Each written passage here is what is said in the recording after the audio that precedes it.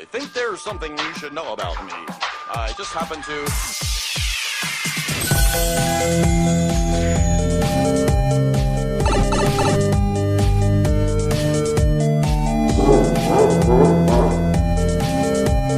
Outstanding. Let's go bowling. Wow! Hey Aussie gamers and honorary Aussie gamers from around the world, welcome to episode 86. Today is Wednesday the 15th of July 2015 and you're listening to the Aussie Gamers Express podcast, the podcast that believes that Mr. Iwata was right. Above all, video games are meant to be just one thing, fun for everyone. May his soul rest in peace. I am your host LewkOne and joining me as usual is my great friend Thorncliff. How are you, mate? Good. Back off the bench. Lovely. And also joining us this week is our good friend Red. How are you? I'm good, thanks, mate. I've had a bit of a quiet day, so I'm pretty pumped for this occasion. Lovely. Lovely to have you both. And before we start, here's this week's show in preview. First up, we'll have Game Talk. After that, we'll go into this week's news. And in this week's news, we'll cover the death of Nintendo's president, a WWE cover, EB Expo Set List, Dead Island 2 setbacks, Batman DLC delayed, new Guitar Hero songs, Prototype Remaster's sneaky release, and a disrespectful artwork change. After that, we'll do What's That Sound? Not so frequently asked questions, and this week it's going to be none other than Metal Gear Solid. After that, we'll do Shout, and we'll bring the show home for another week. So without further ado, Sean, tell us about your week. How has it been playing video games? It has been awesome. Really? Prove it. Yeah, prove it. Oh, all right. Well, I wasn't here last week, so I'll quickly go through a little things there. Just Jurassic Park World, Lego. Been doing a bit more of that, and the Marvel one. I think I said last time I'm not really the biggest fan of the Marvel one, and I really don't know. So you're playing two Lego games at the same time? Possibly. Oh, man. I'm playing like 30 games at the same time because it's just all... They're spoiled for choice at the moment, and I'm like, yeah, I want to play all the games, but it's... See, the Lego games are quite short and fun to play if you're just playing the story, but I know you're going for Platinums. Yeah. And they are a grind, man. And to do two back-to-back, that's going to take you the next 6,000 years. Yeah, but they've been pushed to the side. I've been playing Numa, as you discussed on last week's show. Very enjoyable. It looks pretty. I love the story. You said last week that it was. Thomas was a loney, but what was the other one that you said it was like with the narrative? Portal. Oh yeah, a bit like Portal 2 with Wheatley. And also, it's just that sarcastic British kind of humour. Yeah, it's mainly the reference is just really for the narration over the top, really, rather than gameplay. But yeah.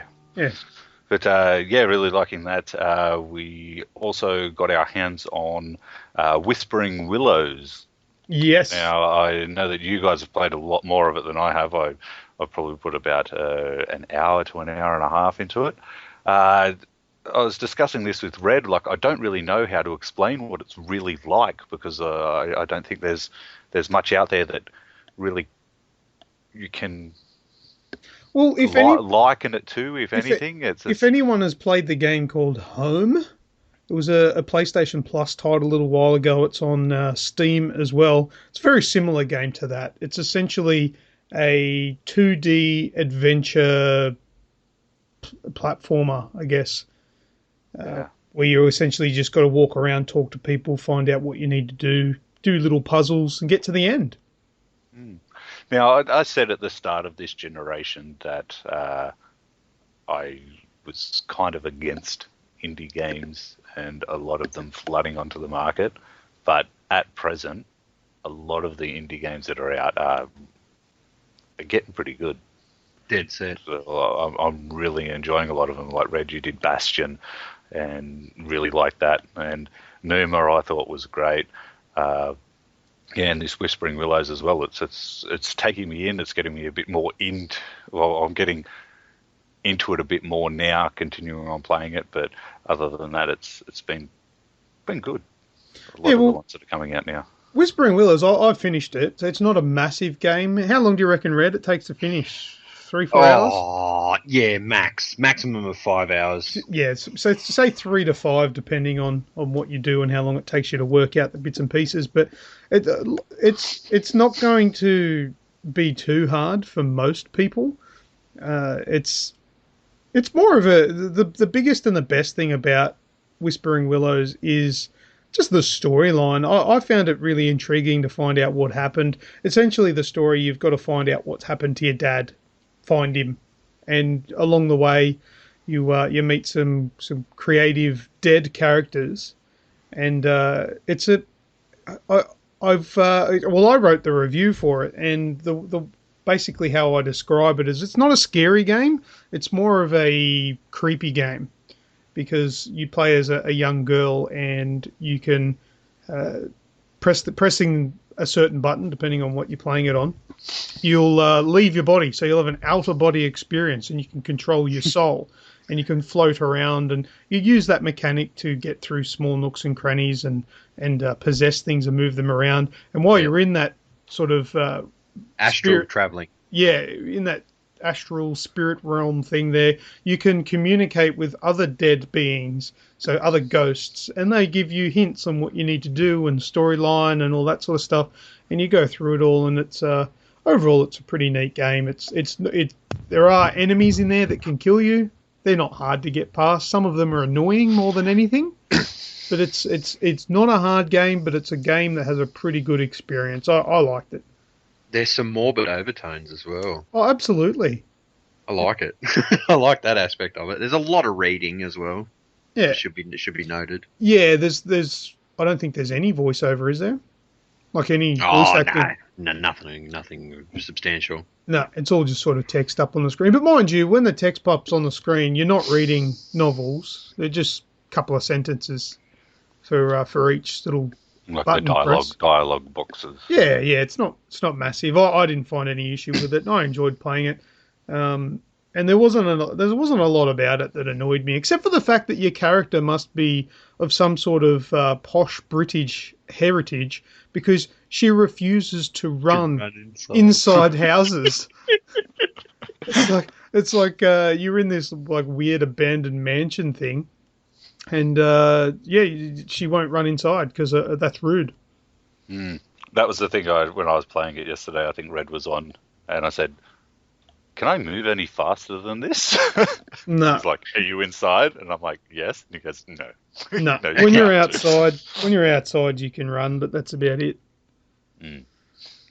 What I will say, if you find me later while we're on Whispering Willows, I'll close up on a couple of my experiences. Sure. Visually, quite very nice. That's what first drew me to it, because they used good screenshots in the on the PlayStation Store. Yeah. The story was brilliant. Sounds as limited as they were, so the audio and the visuals as one was a really good thing. The only thing I found was a little clunky was moving when in spirit form.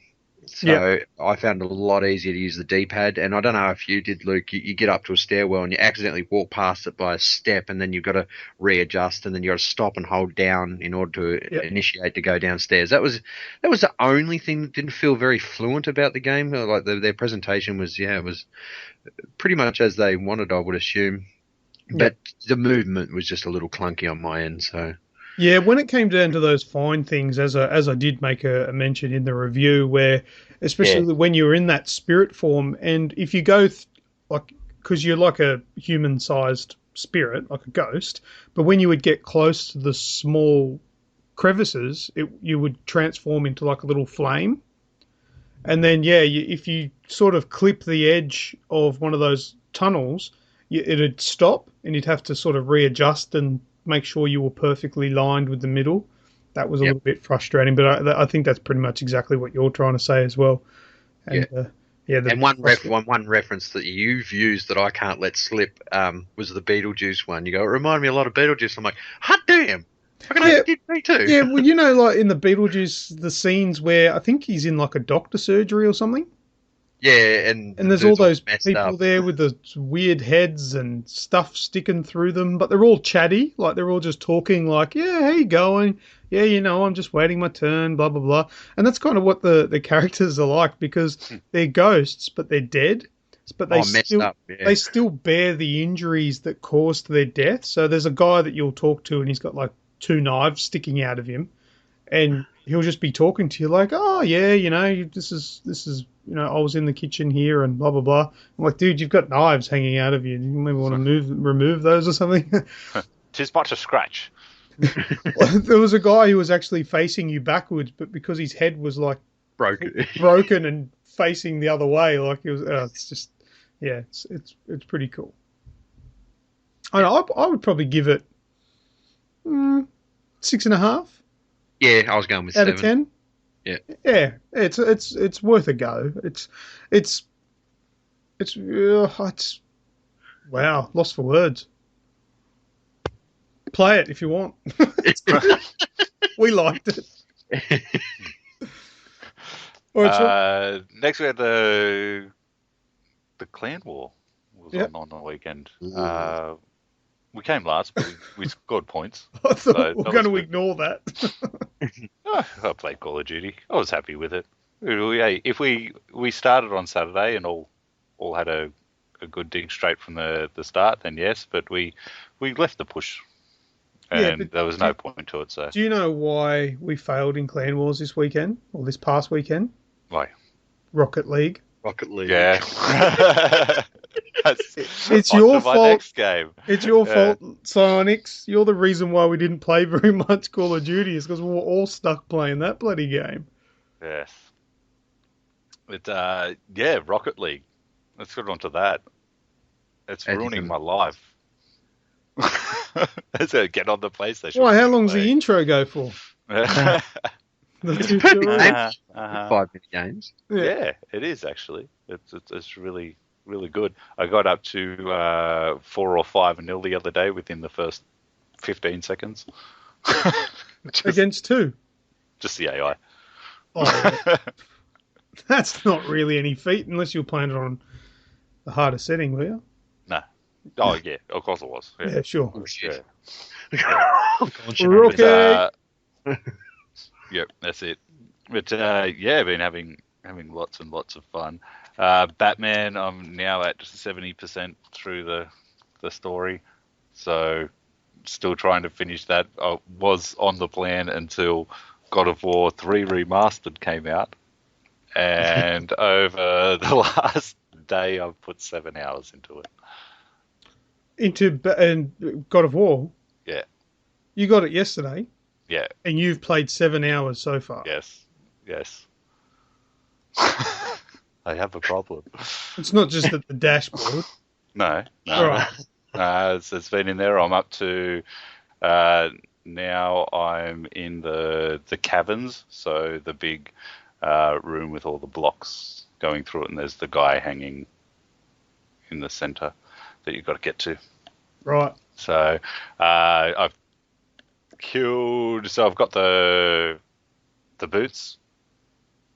I've got the chains. I've got Hades claws. I've got the electric claws, and I've got Hercules hands. These are all upgrades you get from beating bosses, right? Yep. Yep. So getting there.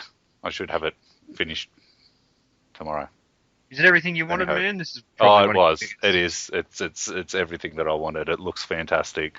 They've done a lot of polish on it. It looks really, really good, and I just want another one now. I want a God of War 4 or a prequel or something. I just want something on full-blown current gen God of War.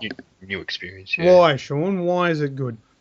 Why is it good? Why is the series good, or why is this? Because you know how we just God of War Remastered was just released. Do you want to tell us about it? Oh, okay. So, 60 frames, 1080p, looks great. The lighting, it is just God of War 3, but just pumped up. It looks great. It feels great. It's just really good gameplay. So You are struggling.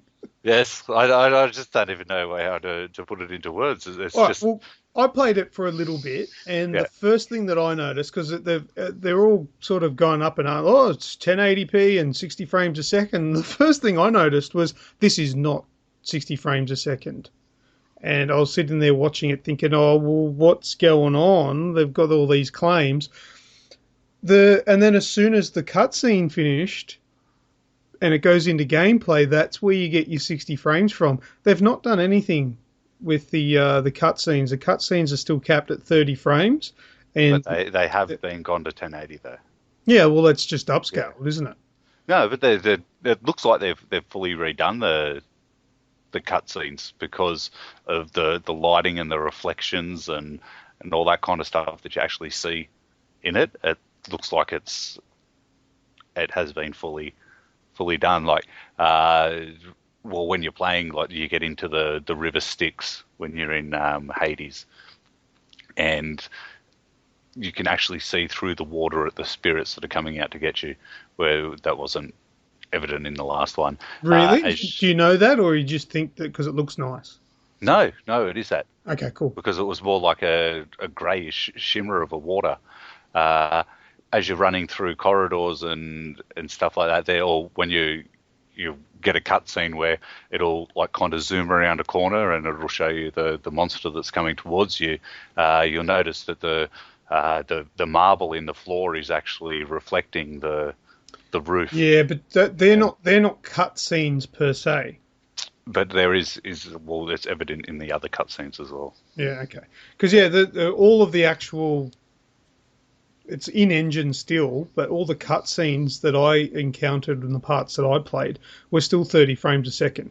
Not a big deal. I mean, it's more important for the gameplay to be nice and smooth with the 60 frames, but. Yeah, I don't know if that was just a lazy thing. Surely they had the resources to include the cutscenes in that, but I don't know. It's no deal breaker. But I played it and it is smooth. It's fluid. It's everything that God of War 3 was, and which is a good thing. It's a very epic game. It was an epic game when it first came out, but that was when I first started it. It was. Took me straight back to it. Like that game's 5 years old now. God of War 3, I think, came out in 2010, and just the initial, you get dropped straight in onto the back of Hades, on the back of Gaia, and you're climbing up the side of Mount Olympus, and it's just huge scope.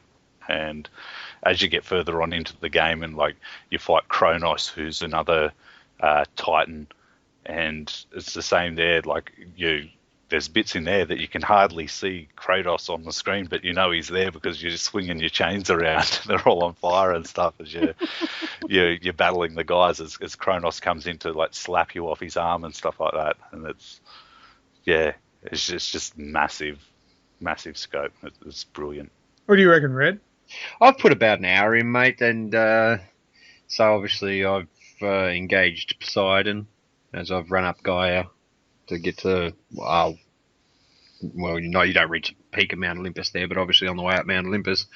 And then I had the little mini game, if you will, when you're fighting Poseidon, you've got to do the buttons. Yep. And the only you're talking about the quick time parts? Yeah. I was talking, I think you were there, or you might have just left. I said to Sean, and I went, fuck, I've just kind of forgotten how fucking violent this game is. Yeah.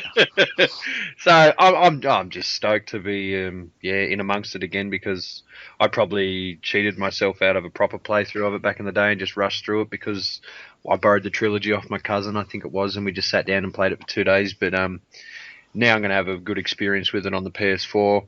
I think I know what you mean by the cutscenes, Luke. Yep. They're a little grainy. Yeah. If you will, but that was the big wide open ones. But I haven't seen enough of it to give an educated assumption or opinion on it yet. So Here's to looking forward to that tonight. So, And you also get to see Aphrodite's boobs in 1080 as well. While she's going at it with 2 other chicks. 10 out of 10. Yes. Is this game? This game's R, right? I don't know. No, MA50 plus. It's printed on the disc. Oh, right. Well, you Okay. get to you get to bang Aphrodite in it, and yeah. So you bang Aphrodite, kill her husband, come back, and then bang her again and go.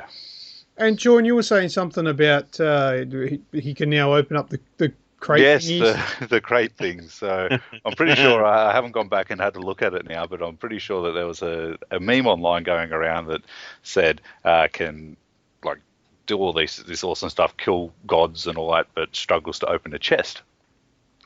And in this now, he uses one arm to open the chests as opposed to 2, like in the previous ones. I'll just have a look. See if I can find a video of him opening chests. See if he uses 2 hands. So he definitely uses 1 hand now. Yep, I'll second that. All right, let's have a look. Oh, here we go. There we go. He's opening them with 1 hand. In the normal one? Yeah, in the older one. Oh, okay. So he always did it with 1 hand. Oh, I'm wrong there. That'd be strong hand. In number 3. Yeah. In 3, yeah. Oh, hang on. He just did it with 2 hands on that one. There's ones that he does with the ones that he does with the 2 hands is the ones with the Gorgon and eyes and the Minotaur horns and all that in it. Yeah, I think that's what that one was. Let me go back.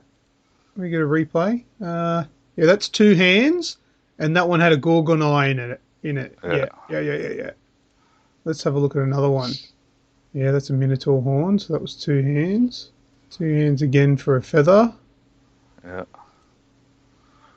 Oh, and there's a normal one with red shit in it. Let's see what he does. 1 hand. 1 hand. Okay. There you go. Well, it must have just been me thinking, like seeing all these memes and that, and then thinking, oh, maybe they changed that. But Well, in basically, saying in a that- nutshell. I never actually realised that there was any different animation to it, but there you go. You know that now. You heard it here first.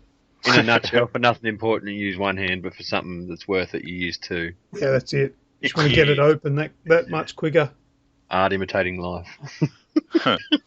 Are you insinuating that your penis is big enough to use 2 hands? Yes, special occasion I'll use 2. Oh, you got to cut the nuts. I've met your missus. I think she'd disagree. Oh, well, I'll work on a second opinion then. Nice. Just get a midget. Is that politically... No, little person. Is that what they call them? I don't know. dwarves. Dwarves, I think, is the correct term. I call them dinkles. Dinkle human. All right, Sean, keep going quick before we... That's it. That's For it? me for my games, and yeah. All right. Sure, Red. Right, well, this week I've put Batman in just to do about 70 riddles. That's about it. Rocket League. Wow, I've posted 270 games now. We're really liking it. Wow. Really, really liking it. Really, really? Yeah, man. I reckon Sean does too. And the only other one was I booted up Don Bradman Cricket yesterday and created myself a 209 centimeter bowler. What?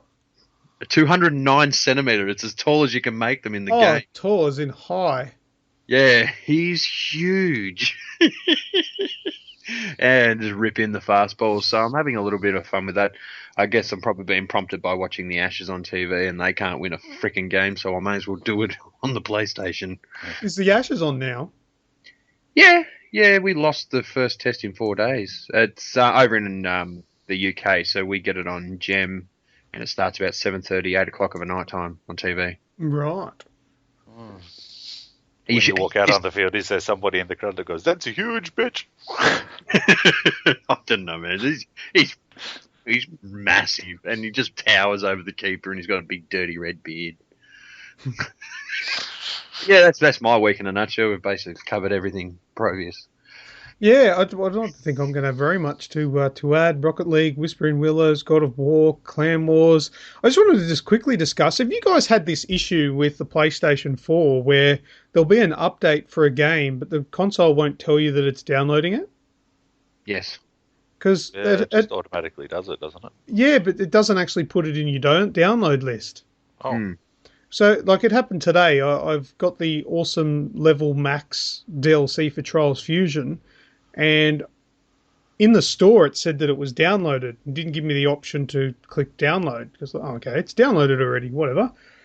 I figured it was, like an update that I'd already gotten previously, and by getting the actual purchase of it, just sort of unlocked it with like a megabyte or something. So I thought, okay, maybe it's downloaded already. But I couldn't play it. Like, the game was no different. I couldn't find anywhere in the game, in Trials Fusion, where the Awesome Level Max DLC was to play it.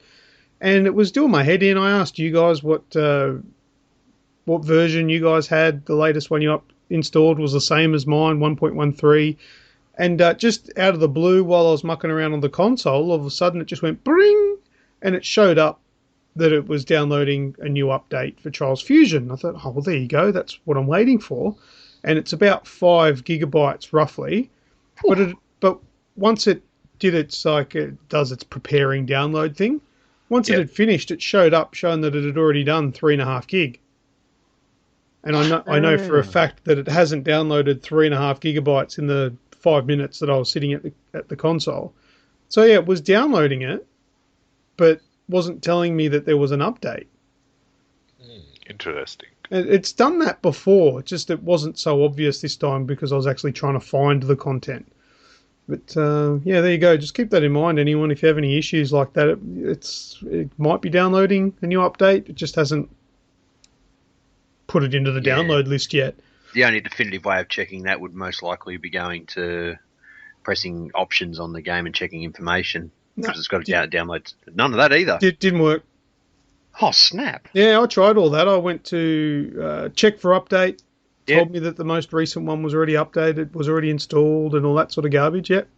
Yeah, because I done this because when you were having issues, I had a quick search on Reddit and I tried to update mine and everything. I got the same answers as you. Yeah, it's very strange. It's almost like the update's there and the console knows it's there, but it hasn't been announced yet. Just being a bitch. It's very bizarre. But anyway, that's happened, and I thought I'd bring that to light. So next week on next week's podcast, I'll definitely be talking about that DLC and riding some unicorns as a cat. That's going to be bizarre. There'll also be a write-up on the aussiegamersexpress.com website as well. So check that out if you're keen. But that's it, and I think maybe we could just go straight into some news now. That's good.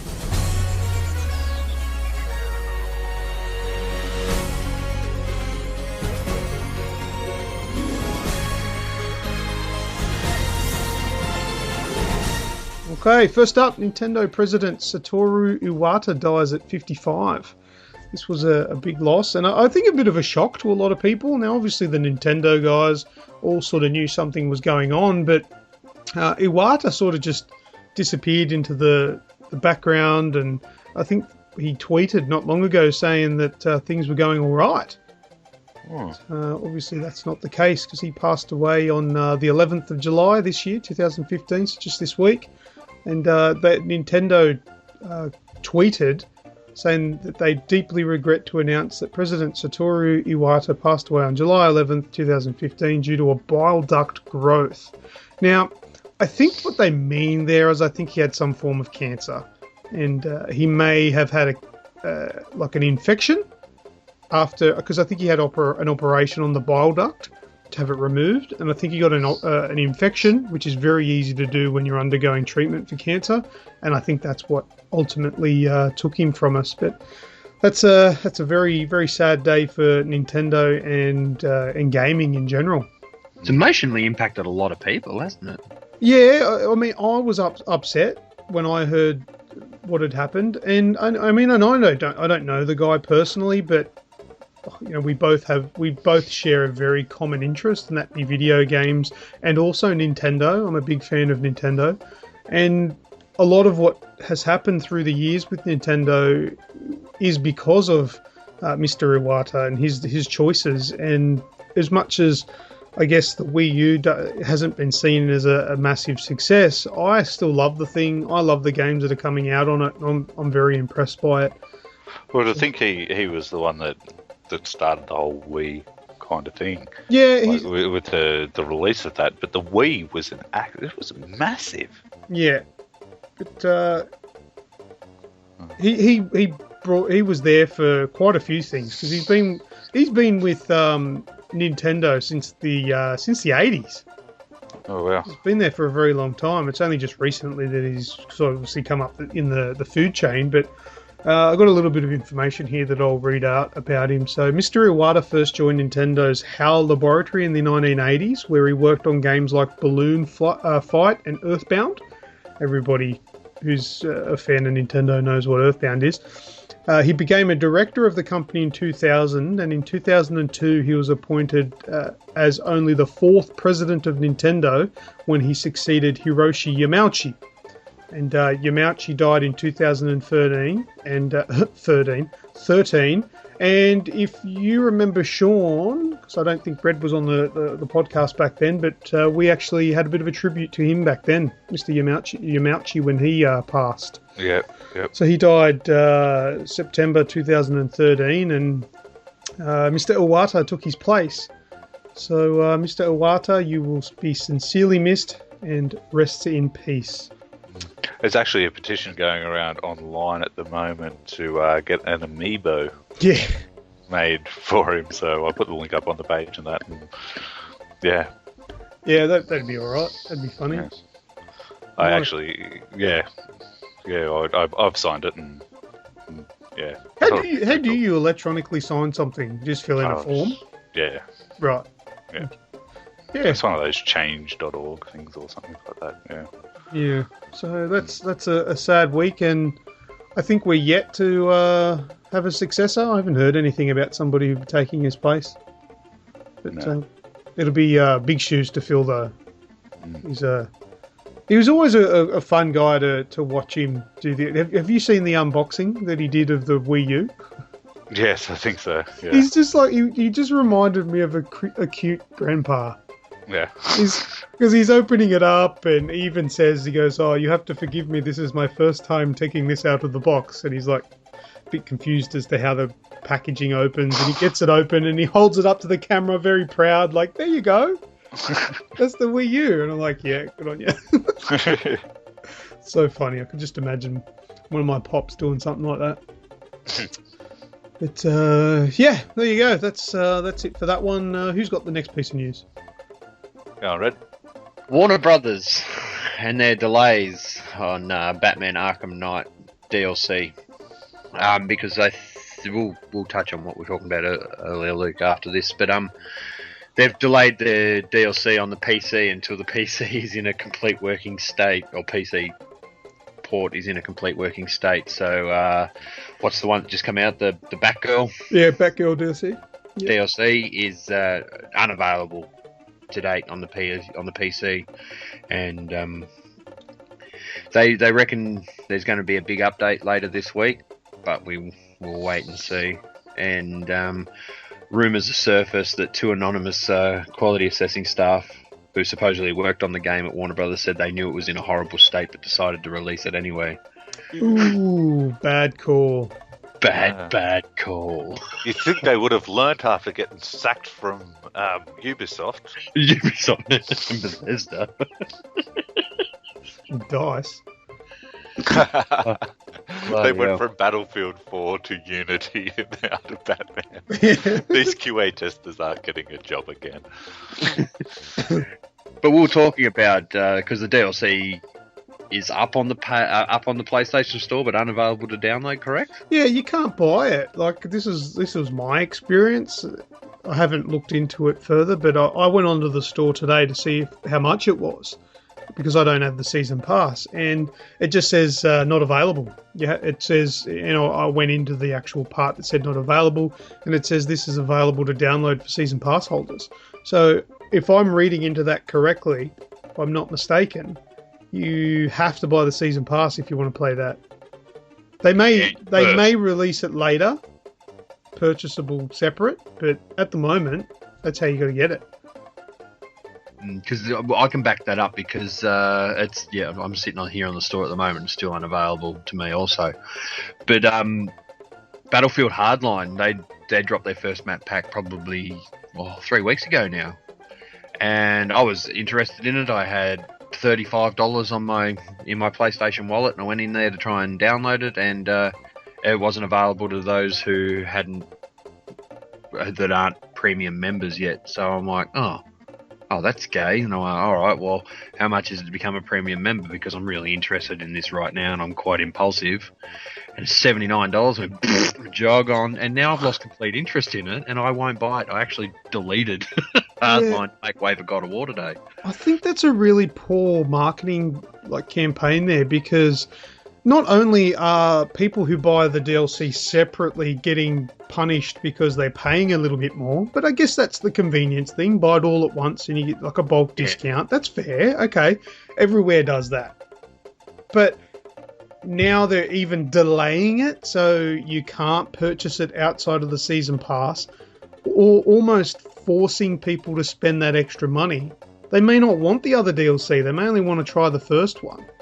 It's splitting your player base in two. I think it's a joke because, look, we're not rich. I'm sure I can speak for all of us here. We're not rich. We don't have hundreds of thousands of dollars coming into our bank accounts every year where we can just go, just grab the season pass. Happy days.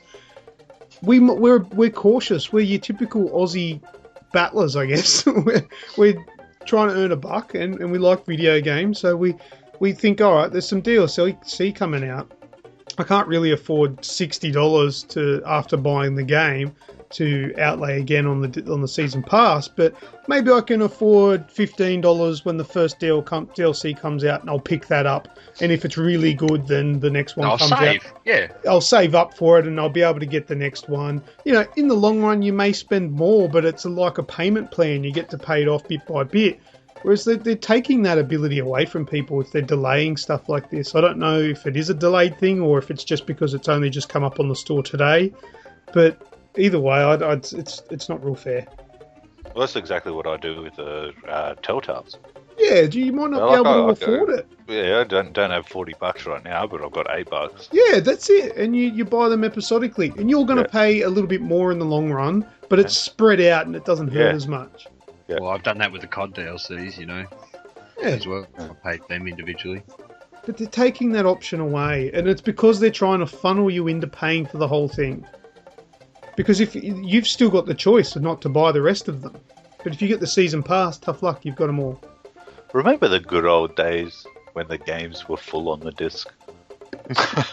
It's getting further and further away, man. I'm starting to forget about all that.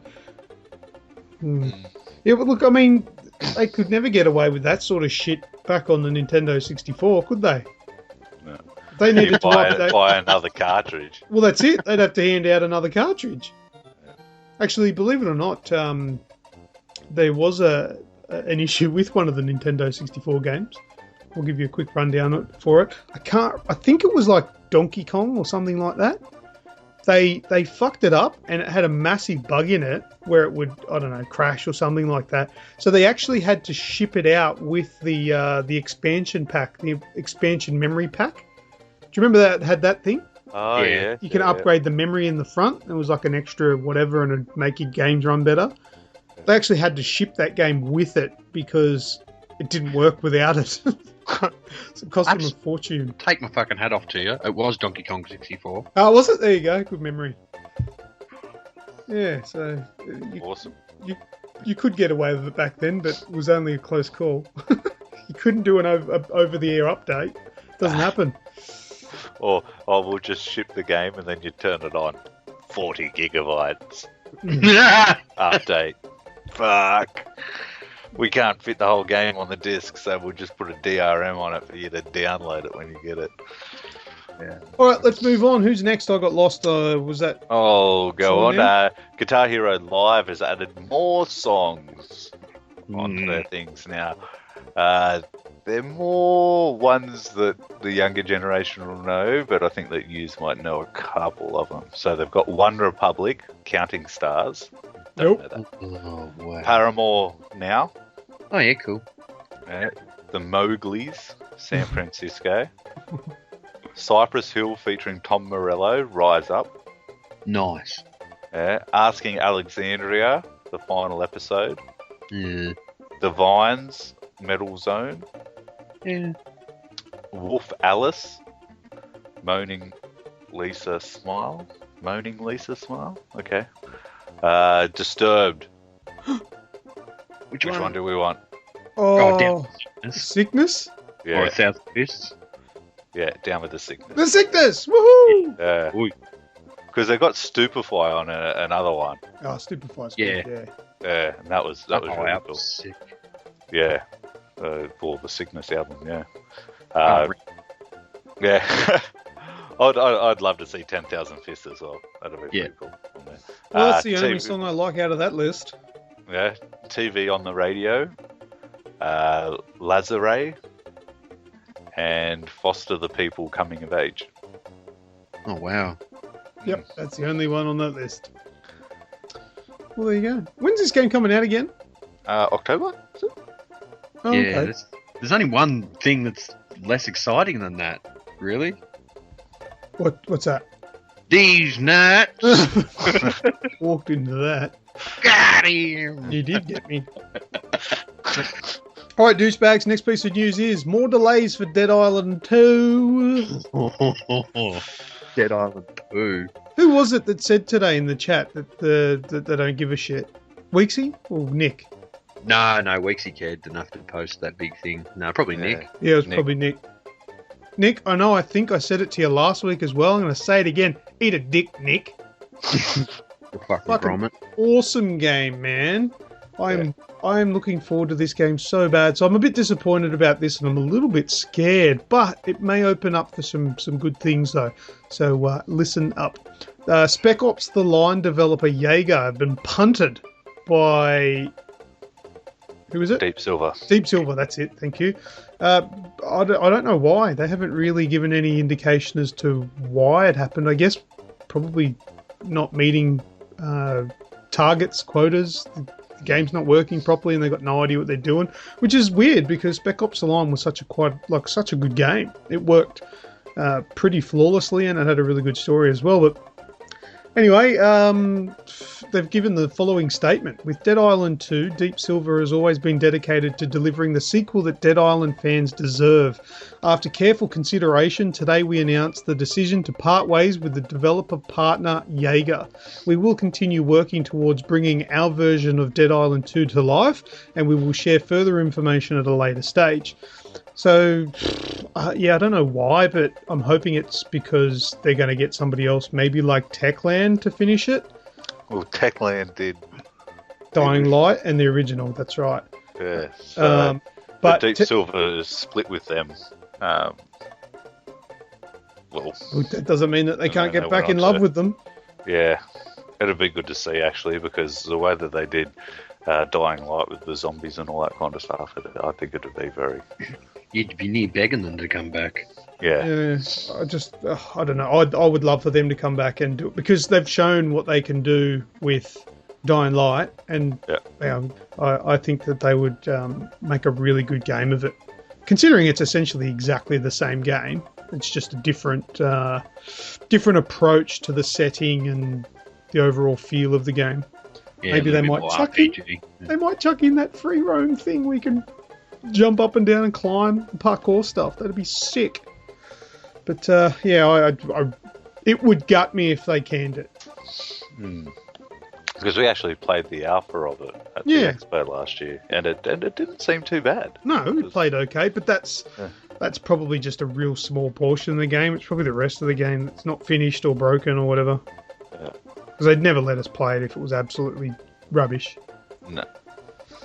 Yes, but anyway, that's what's going on, and as we find out more information about Dying Light 2, dickhead, Dead Island 2, I'd like more information about Dying Light 2, that'd be sick. Yeah, dreams are free. Yep, that's it, won't cost you a cent. Just like a hairpiece. Next piece of news, Red. So arriving on the 29th of October in Australia on all major consoles is WWE 2K16. For for all 7 fans of the wrestling out there, it's not real. Oh, spoiler! But we have a champion for the cover, and it is none other than Stone Cold Steve Austin, and he was the icon in the Attitude Era. You guys at least know who Stone Cold was, yes? Yeah, of course. Austin 316. Says, you're gonna candy ass. I've heard so many rumours as to what that 316 stands for. Do you know, Red? 316 Yeah. says Austin's gonna kick your ass. It's like out of the Bible. It's like a rip on whatever they call those chapters and sermons, and I don't know. But 316 always stood for Austin's gonna whoop your ass. Right. So nobody knows. It's all garbage. No, it's all fake. Yeah. Just like the wrestling. But yeah, so he's going to be the cover athlete, if you will. We're going to use that term lightly again. Oh, I wouldn't take that from him. Definitely an athlete. It was, yeah. Well, yeah, he's an old bastard now, but Yeah, but so hopefully with that, because we don't know too much about the game yet, hopefully they take it back to the Attitude Era. Again, well, I say that again because they have done it recently, and they've done it okay. But, yeah, well, we'll see what happens. I'll play it. Royal Rumble! Yeah, they're sick. I love Royal Rumbles. Yeah, last wrestling game I got into was that WCW versus NWO game on the 64. Years ago. That was good. I like playing that. I hate wrestling. I think it's stupid, but at least when you're playing the video game, it's just as real. Yeah. So that's all. That's it on that. All right, cool. Oh, fuck. Why am I getting everyone's names mixed up this week? The other bloke. Sean? Pat's Yeah. brother. Yeah. Go, Sam. Sam. Yeah. The little rift between Konami and Hideo Kojima has gone up to the next level now. Yeah, so with the release of Metal Gear Solid 5, The Phantom Pain, the Konami's taken all the references to Hideo Kojima off the box art. You and I say to that? Fucking do what you want. We all know who made it. Exactly. Yeah. But who owns it? It's disrespectful, though. I think it's rude. Yeah, okay, you're parting ways, but that needs to be your last thing with him, right? He's made the game. He's Yep. done everything with it. You just, obviously, anything in the future won't have anything to do with him, but it's rude. I agree. Yeah. So originally it said across the top, though, you'll see the post, or would have seen the post already on the page about this. It's got a Hideo Kojima game across the top, and then it says Metal Gear Solid: The Phantom Pain, Tactical Espionage Operations. Then down in the left-hand corner, where it's got your rating. Yeah. It's got the ratings, and then Fox, and it had the Kojima Productions logo there as well, and yeah, that's gone. So Yeah, well, they removed all of that stuff off the website some time ago, so it was only a matter of time before they did it to the box art, and they've done it. yeah, Oh, well. But who's got a better name, Konami or Kojima? I think Kojima does. I think so too. I think he's bigger than they'll give him credit for. Yeah. Well, if it wasn't for Kojima, Konami wouldn't have survived on their other IPs. Yeah, probably not. Which are Oh, fuck, who knows? I don't know. exactly. I couldn't name a Konami game that I've played in the last 10 years that wasn't a Metal Gear Solid game. I remember Konami did a lot of games like back on the Mega Drive and stuff, but I have no idea what they were. I can't remember. Or in arcade games. Yeah, a lot of arcade games. I think they made like Lethal Enforcers and stuff. Do you remember that game? Yes. Uh, So they've done Castlevania and Frogger, Silent Hill. PES, the soccer Yeah, games. Pro Evolution Soccer, yeah, the track and field games. What else have we got? Heaps of Metal Gear, obviously, as I said. Turtles in Time. Yeah. Not a lot. So other than the Silent Hill games, I don't think I've played many other games by Konami. Because I thought they were Ninja Gaiden, but they're not. I think that's Namco. Lord of Shadow. Awesome, I was right. Lethal Enforcers, Konami. Woo! I like being right. It gives me less to cut out of the show when I'm Edge doing it out. editing. Well, they should have horde mode in. What are you talking about? Exactly. I don't know what you're talking about. That never made the cut. All right, I'll come clean. I said some dumb shit in last week's podcast, but I cut it out. And you'll never be privy to it. It's never happened ever before on the show, I promised. And sometimes I intentionally leave the fuck-ups of Red and Sean to make me look better. Not to mention put them on repeat. 64.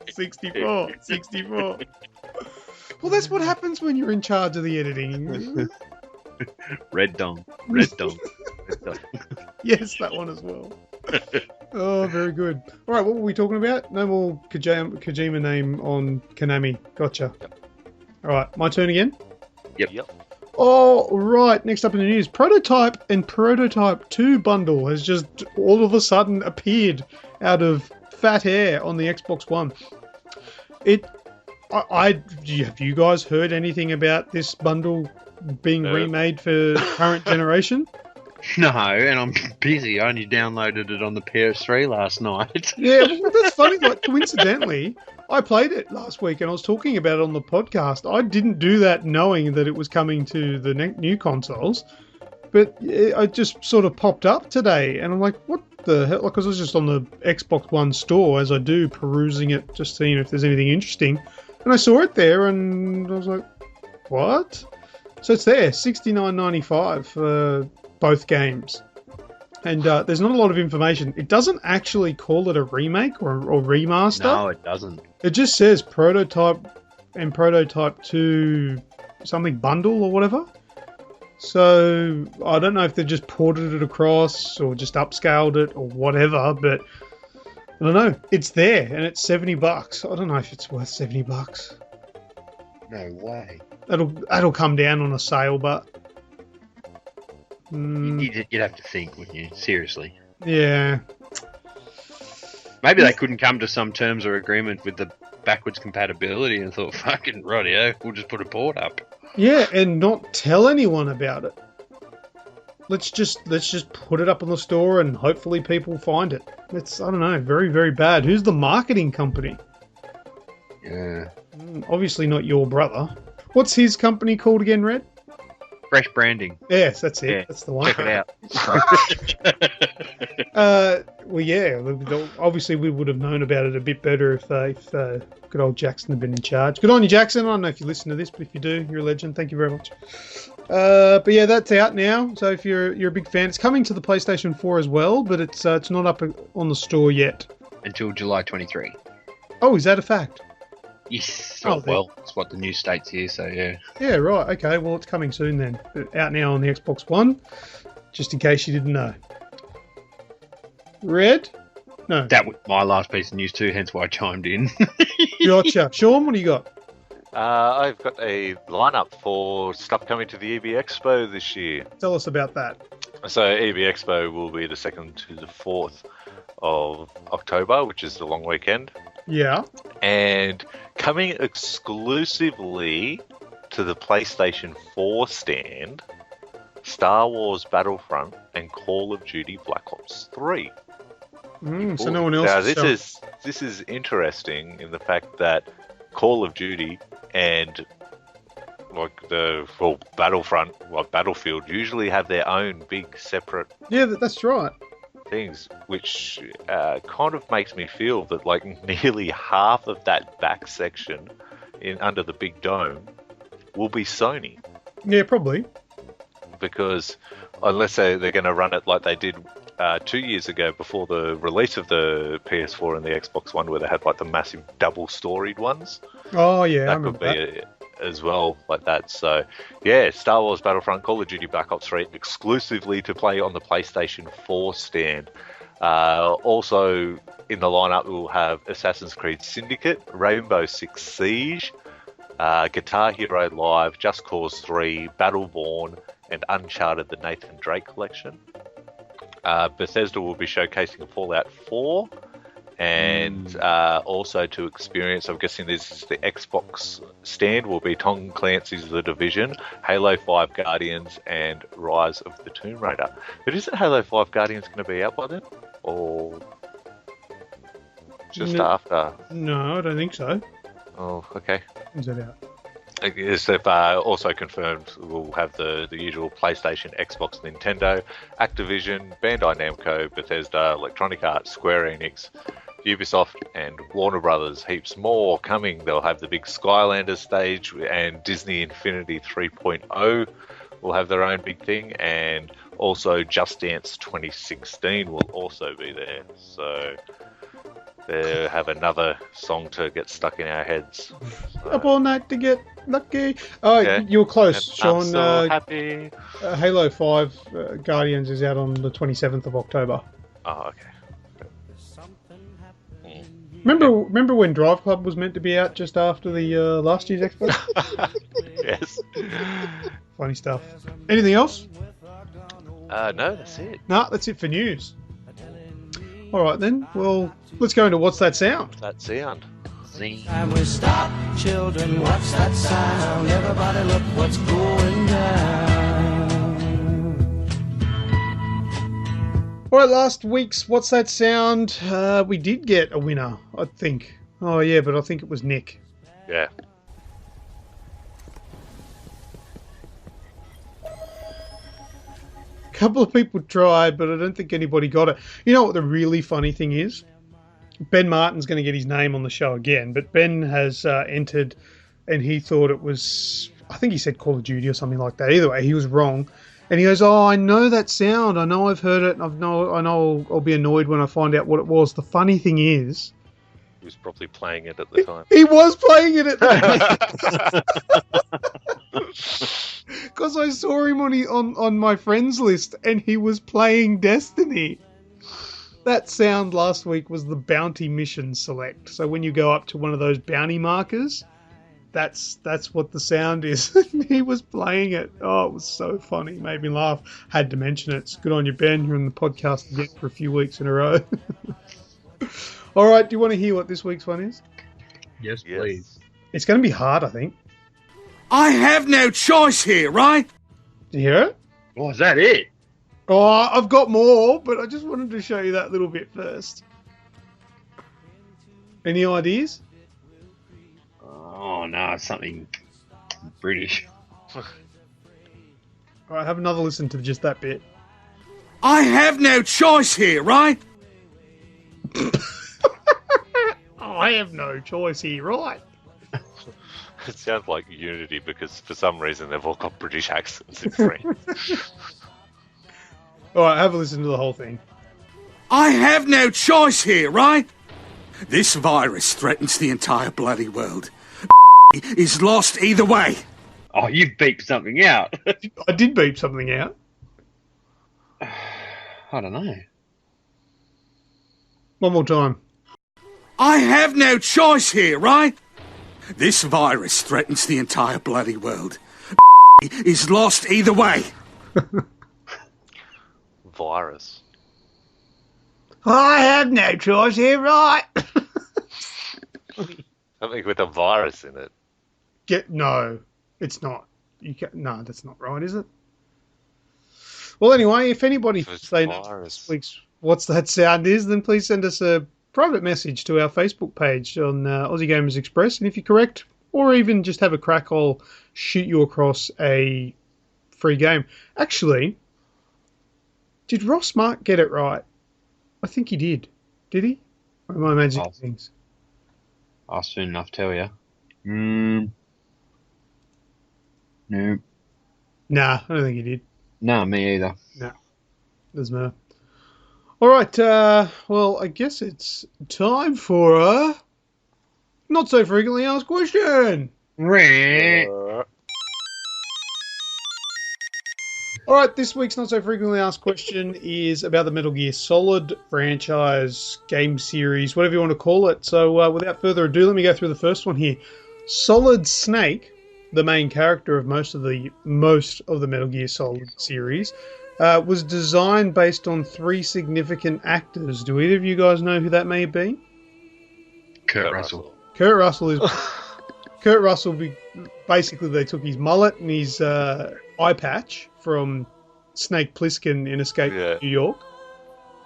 Who else? There is nobody else. I don't know. No idea.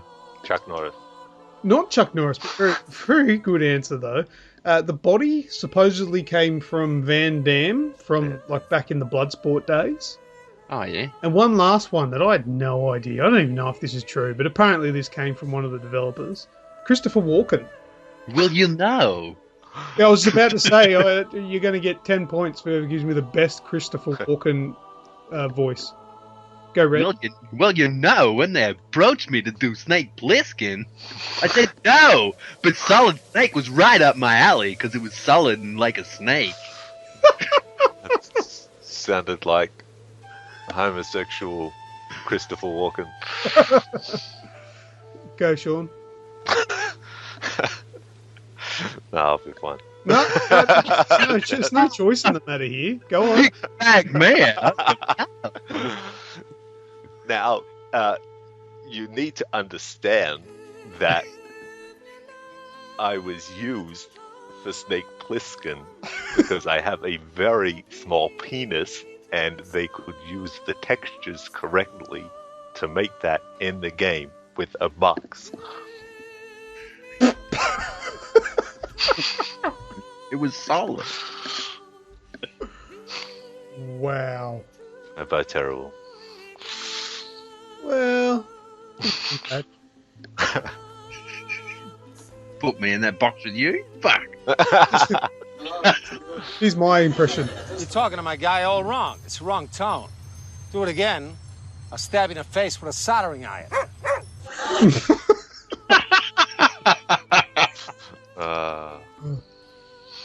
All right. No. Oh, crazy shit. All right, the next one. The developers designed the levels out of Lego. Oh, wow. Now, 3D games were still like relatively new back when the original Metal Gear Solid was in development. So to get their heads around the 3D like level design, the developers built the actual levels out of Lego first to sort of get an idea of how the layout was, which gives me an idea. Hello, TT Games. Oh, wow. Traveller's Tales. Yeah, get into it. Get into Metal it. Gear Solid Lego game. Yeah, that'd be sick. How fucking good would that be? Oh, I would blow chunks. It's up to you where those chunks were coming from.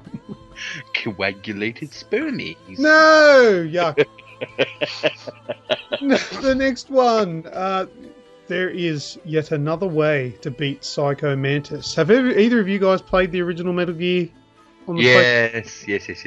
And do you remember how you beat Psycho Mantis, one of the bosses? Oh. Putting the controller ground or something. Yeah, in the number 2. And there was also a one you could do with the save game cartridge. Or no, he just quoted what you played last or something, wasn't it? Switching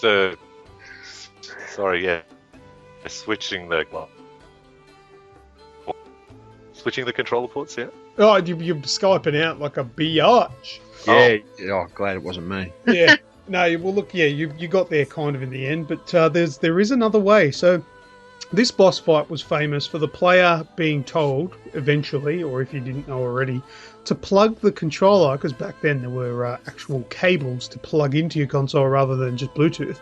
You had to plug your controller into port 2, because if you didn't do that, he would read your mind and he would just block everything that you threw at him. So he had no chance in beating him. But if you plugged it into port 2, for some reason, because video games, he could no longer read your thoughts, and you could actually land hits on them, whether it be gun or punches or whatever, and you could take some health off. Red, you did refer to the memory card. Yes. Yeah, if you had certain save games on your memory card, he would make a comment about it. Ah, so you were a fan of the Castlevania series, I see, and things like that. So yeah, that was pretty neat. There is another way that you could have beat him. Say you couldn't, for whatever reason, plug into the second port. Let's just say your player 2 port was broken.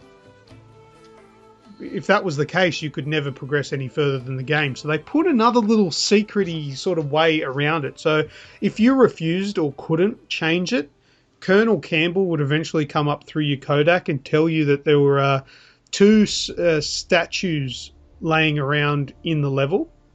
And they were like little Easter Island heads. You know those big heads from Easter Island? Yeah. There were two of them on the tables in the room. And if you smash those statues, that will also disable Mantis's mind reading and telekinesis power. So you could actually attack him that way without changing the ports. Kill the dum-dum. I can't remember what that Easter Island. Oh, that was from Night of the Museum. That's it, yeah. Now kill the dum-dum. So there you go. He's probably one of the best bosses that I've ever had to fight. Yeah, that was really cool. Sean, you did make a comment about the vibration. That was also in there as well. What he would do at the start of the boss fight is he would say, he would explain to you how he's got telekinetic powers, which is moving things with his mind. And back then you had a DualShock 2, which had the vibration in it. And he would go, place the controller down in front of you on a hard surface and I will move it with my mind. And he would obviously activate the vibration, which would make it slide across the floor, or whatever you put it on. How good was that? It was like he was moving it with his mind. That's like just fourth wall breaking stuff like this. I think. Yeah. And you don't really see that much from video games these days. Them breaking outside of your TV screen and doing things in your environment that, you get it. It's a gag. It's nothing amazing, but it's just the fact that they thought of doing that was brilliant. It's admitting what it is, hey? Yeah, and using it to their advantage, and it just added to the experience. I remember it to this day, so it obviously had an effect on me, which is quite good. Yeah, likewise. All right, move on to the next one. Don't play Metal Gear Solid on a mono TV, otherwise Colonel Campbell and some of your friends will make you feel like a poor piece of shit that can't afford a stereo TV. Listen to this. Now, I actually have the recording, and I'll play that shortly. But there's a scene in the game where you're required to fight the Hind D, which is an attack helicopter. Yep. And Colonel Campbell will make a comment saying, try to find where it is using the sound of the rotor blades. So essentially what you would do, if you have a stereo TV or running through a surround sound or whatever, you would turn your screen and listen to where the sound gets stronger, and that's how you find it. But obviously that doesn't work when you've got it set to mono, because it's the exact same sound coming from either one speaker or two speakers or whatever. So it doesn't change depending on where you're actually the direction you're pointing. So what they did is, if you had it set to mono, they obviously give you an alternate way to finish the boss fight, but they actually made comments about your TV and that. And have a listen. I've got the actual scene from the game. You'll have to destroy that hind, Snake. Use your ears, Snake. You should be able to tell where he's coming from by the sound of his rotor blades. Huh? Snake, you're not using a stereo TV? It can't be. A mono TV? Well, Colonel, there's nothing we can do about it. I guess you're right. Snake, don't worry about it. There's more to being a good person than just having a stereo television. You can do it just the way you are. Mono TV. Mono TV. Mono TV. They're all like astounded. You cheap son of a bitch. But there you go. I never knew that existed because I, of course, had a stereo plugged in. Yep. Spoiled little shit I was. I took 2 days off school. I took a couple of sickies and played that game. Don't tell Mum. All right, the next one. That was a pretty cool one. I like that one. The next one is not from the original, but is from Snake Eater. So you can make one of the characters, so one of the bosses, die of old age instead of actually having to fight them. Did you guys know about this one? That, yeah. Yeah. So there's a character in it called The End. That's his name, and he's a sniper. And once you start the battle with The End, all you need to do is, because he's an old prick, is you save the game and then wait a week before reloading the game. Now, obviously, you can just trick it by changing the internal clock on your console. So just put it forward a week. And then when you load the game up again, it'll pop up and the end, so the sniper, he'll be dead of old age. And and Snake will make a couple of comments about it. And he actually expresses regret for winning the fight in such a way. But then you don't actually have to do the boss battle. He's dead. He died of boredom and old age. But that's groundbreaking shit, really. That's the sort of stuff that Kojima gave us with the Metal Gear Solid games. And now these are games that are getting on now. They're aging a bit. But he thought outside the box. He was outside of that square for quite a long time. There's a lot of that game, or all of those games, that just aren't done in any games ever. Nobody's even copied them.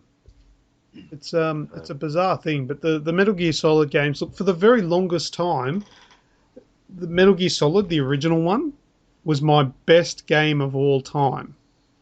Now, that's only recently been pipped by the 2013 game, The Last of Us. Yeah. But that's quite a long standing for a game to be in my best game ever, and I play a lot of games. Some were good games back then, though. Absolutely. You know, absolutely. I don't think that they aged. And everything. They didn't age very well, I don't think. No, they didn't. I think the Visually, biggest problem... No, I don't think there's any problem with the visual thing, but the thing that was horrible age-wise for me was the control schemes.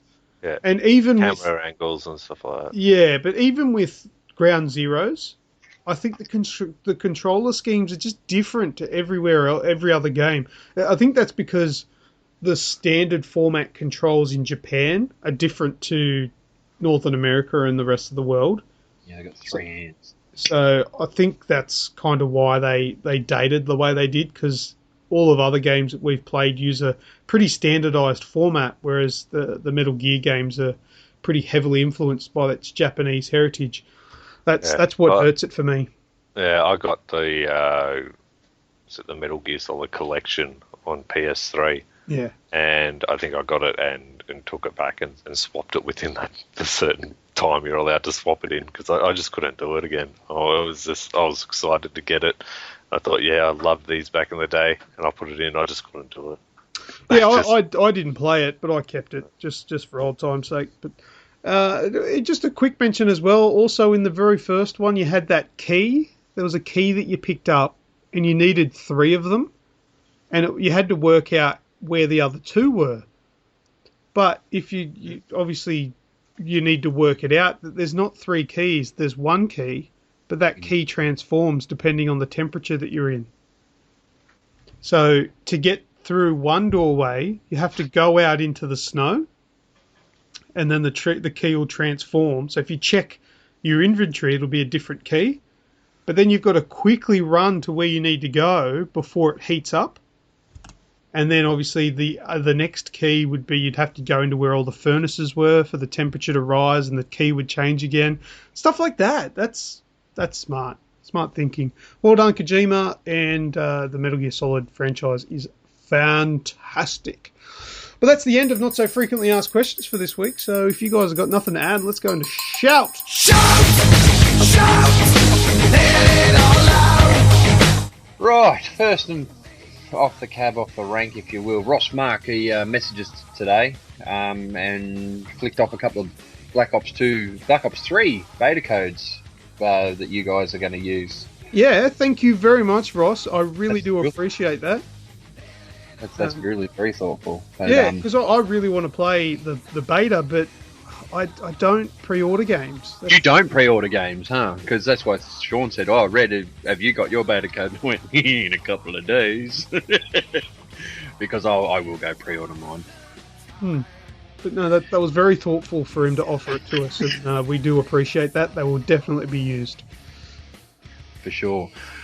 Second, Craig Simpson. We had a bit of an issue. Rep and me had a bit of an issue with these the internals of his PC, and oh yeah, Craig Simpson had the knowledge and the know-how and got on there and helped him out, and I just thought that was a great community involvement, because we're not here because we think we know everything. We actually know we know everything. Console related. But no, we very much appreciate him jumping on and giving Jace a hand. Matt Turvey, aka Bad Religions, he's popped his head up on every second, if not every post, had something to say. That's what we're doing them for. Get on there, have an opinion. Oh, that reminds me. After you mentioned, what else did you play this week, Luke? Yeah, I completely forgot. Sorry, Matt. I'll let you have a shout out at the end of my segment. Yeah, thanks a lot. Well, you pipe into mine. Jokes. I probably should have mentioned this at the start of the show in Game Talk, but completely slipped my mind that I had a good go of the Bozak's Horde on Dying Light. And that was thanks to the enthusiasm of Bad Religion. So he came in and showed me the ropes, because he's obviously gotten a little further than I had, because I hadn't really played it much because I didn't have any co-op partners. And it was really fun, but frustrating as well. And Bad Religion, he got a bit of an ear workout with me getting frustrated. It's hard, man, but it's fun. So you don't want to stop, but it's doing your head in at the same time. We want 4 people. I want to try it with 4 people anyway, so I'm going to try and get a crew together and have another crack, but I'll definitely play it again with him so we can get the what do you get? The bow and arrow? Yeah. Crossbow? I think it's bow and arrow. Bow and arrow, even better. Yeah. I like bow and arrows. But so we played that with him as well. So cheers for having a go with me. You're a legend. Second last, Jared Petley, for the same reason. Petley, you must excuse me, I'm illiterate and dyslexic and retarded. The same reason, really, as Bad Religions. Jumps on, has an opinion, so I that's why you get a shout out from me, because I do appreciate it as much as we all do. And last but not least, Dale, the bearded arse agent Templeton. I seen he was online last night, because we do happen to be friends on the PSN, and he seemed like he was having fun all on his own playing the exhibition on bloody Rocket League, so I shot him off a chat invite and a game invite, and he jumped in, had a go with us for about an hour, but then turned around and sent a message to the page, posted to the page thanking us, and basically the shout out goes for that. But that's what we're here for also. We do always put ourselves out there and say, come have a chat, come have a game and whatnot, and he obviously listened, took us up on it, and enjoyed himself enough in order to send us a post on the page thanking us, so thank you from us also. Nice. Wonderful. Some good people that are really coming forward and having a say, which is good. I like that when people are messaging us, posting on the page, commenting. That's good. That's what this is all about. It is what it's all about. All community. Yeah. That's it. All right. Well, I guess that's the end of shout. That's the end of the show. And thank fuck that Sean's back. Go for it, buddy. You did well last week, actually. I did it. You mixed it up a bit. You added a few in there. You missed the YouTube channel, but that's all right. Yeah, it's because I don't know what I'm doing. I've got too much to concentrate on. This is your forte. Go nuts. Yeah, well, go on over and like our Facebook page at www.facebook.com/AussieGamers2012 or search for Aussie Gamers Express up in the little search bar up the top. Hashtag thingies, as you like to say, Luke. You love using them. So head on over to Twitter and go to @AussieGamers12, where you'll find all of our tweets and all that kind of stuff. Twitch, we're Aussie Gamers TV at twitch.tv. Head on over there, have a look. Subscribe to the channel. We'll shoot us an email as soon as we go live, and you'll be able to come on and see some gaming and raging sessions over there. YouTube channel, search Aussie Gamers Express. You can also search Aussie Gamers Express on Stitcher, TuneIn Radio, and iTunes, where you can download this podcast directly to the device of your choice. Free of iPhones, charge. Androids, all that kind of stuff, free of charge. That's exactly right. And this is the preferable way of doing it. It'll actually download the podcast directly to the device, so you're not using your data and all that kind of stuff. You set it up to just do Wi-Fi downloads and all that kind of stuff. Our website is www.aussiegamersexpress.com. Head on over there for our news, reviews, blog posts, all that kind of stuff. You'll find it all there. And lastly, if you want some snail mail that you've got to send to us, PO Box 130, Cranebrook, New South Wales 2749. Yeah, if anybody wants to send us like a copy of Conker's Bad Fur Day on the Nintendo 64, just chuck my name on it and PO Box 130, Cranebrook. Send it across. That was Conker's Bad Fur Day, was it? Yeah, they're not worth very much, man. But they're a little bit too valuable to put in the bin, but, you don't really want to keep it. Just swing it across to us. I'll look after it for you. Uncle LewkOne. Now what? Well, that's it. I've been Thorncliff. I've been LewkOne. I've been Red!